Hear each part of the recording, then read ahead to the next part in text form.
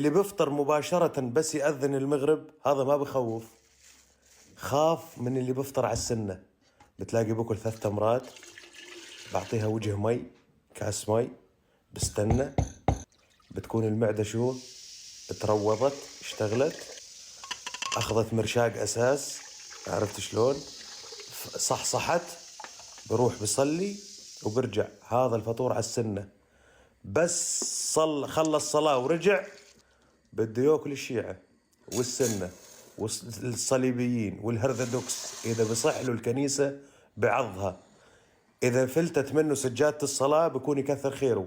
بده يجي بده الطناجر بدها تلعب لعب، بس لحق عليه.